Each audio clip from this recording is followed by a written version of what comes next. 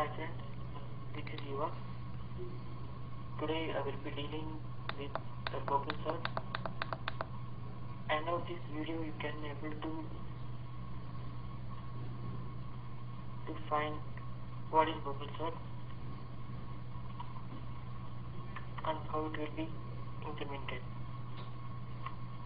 Yeah. First of all, what is bubble sort?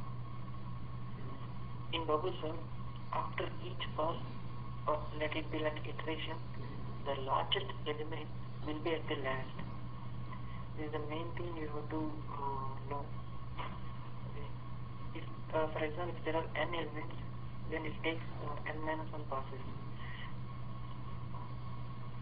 I will be explaining.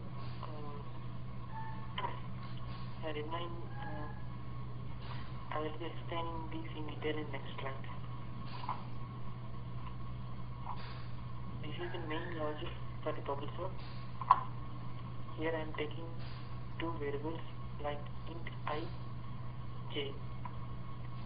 So I is pointing to the first element and j is pointing to the second element, like 0th element and 1 element, first element. So here we are comparing with the condition. If this condition is met, we are swapping the elements. Now we will see one example so that we can understand in better way. Yeah, this is the bubble sort. So here the main logic is this one. Okay. Here I am taking an array 12, 9, 4, 99, 120, 13, 10. So after the bubble sort, it should be in ascending or descending order, that is depending upon our condition. So here I am using an ascending order.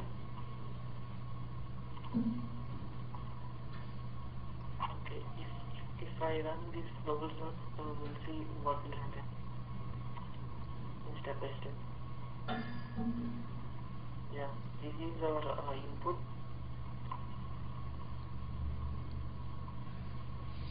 This is the first part. Like I already told you that this is the first part. So just we'll go here first one. You can see here, after each pass, the largest element will be at last. So you can see here, from this array, the largest element is 120. So in first pass, 120 is coming to the last position by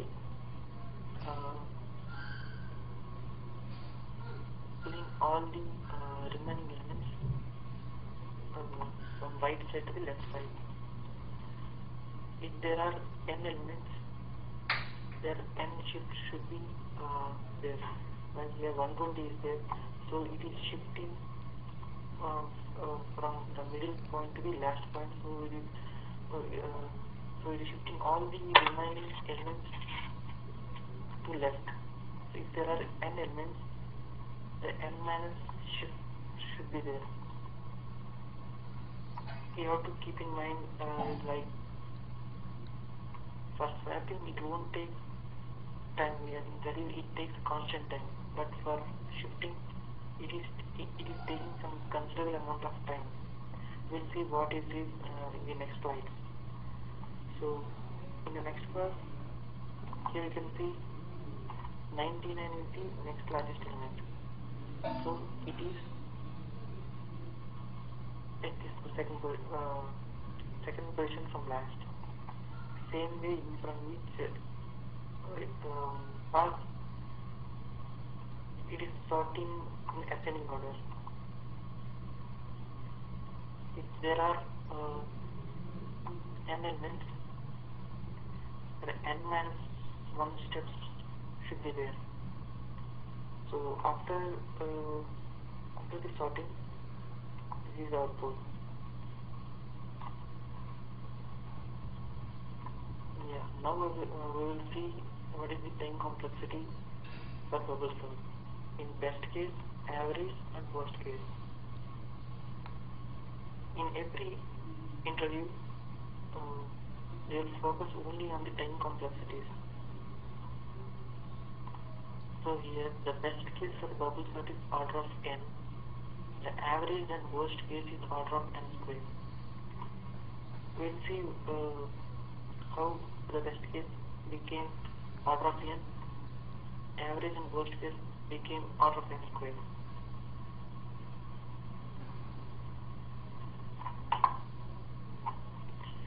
Here we can see the elements 1, 2, 3, 4, 5, 6, 7.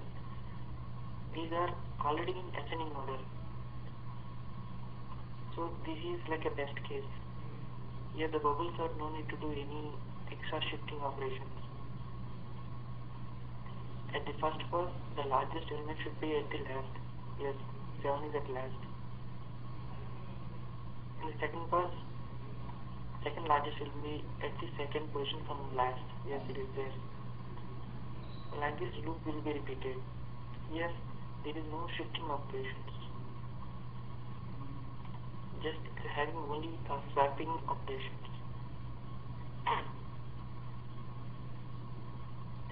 Here some of the points you have to remember, like array elements are stored continuously in memory.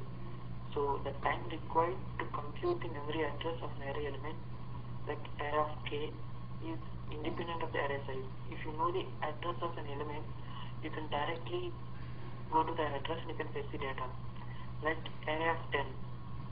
If the k is 10, I can directly, if I know the base address, I can directly go to the 10th location and I can fetch the data. It takes constant amount of time. So for storing and retrieving array elements takes constant time. We are representing the constant time as order of 1. In the same way, retrieve, replace, swap operations also takes constant time. Because if you know the index, you can directly go there and fetch the data. You can swap the data also if you know the addresses. So from the above, we can see from the above example, already all the elements are in ascending order. Yes, here you can see the code flow. This is the logic. If I am giving 1, 2, 3, 4, 5, 6, 7 as an input to this processor, the first I will point to the 0th location and J will be pointing to first location, means pointing to 2. Okay, then it will check this condition, like if a of j minus 1, j minus 1 will be like a of 0 is greater than a of 1. You can check here, 1 is it greater than 2? No. So loop will be repeated. Then j count will be 2, and once again it will check for the condition for a of 1 and a of 2. Here also there is no swapping required because we are already in ascending order. So the loop will be repeated till 7. So at max it takes time as order of n. because we are not shifting the places in this test case. Okay, now you can see the worst case example. Yeah, this is the worst case example of the bubble sort. Here everything is in descending order, but actually we want it as ascending order. So at first step 7 should be at the last.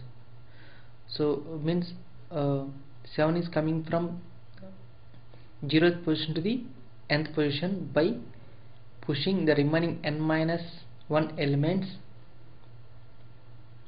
to left from right. So it is shifting n minus 1 places to left. Similarly, next step, second highest element, that is 6. So the remaining places are n minus 2. So there are n minus 2 elements are shifting from right to left. So this is the formula, like we know the n series formula. According to that, n plus n minus 1 plus n minus 2 plus up to so on 1 equals to n into n plus 1 by 2. In the same way, in the first step it is shifting n minus 1 elements, then n minus 2 elements, and so on up to 1. So this formula is it is like a series formula. So by calculating this formula, we are getting n into n minus 1 by 2. It is like order of n square, because when you multiply n with n minus 1 by 2, it is automatically the highest power will be n square.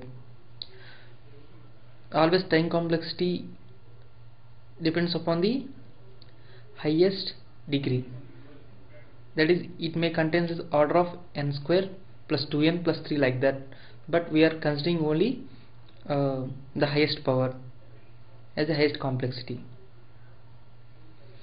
Yeah, this is all about bubble sort. Thank you. Happy coding.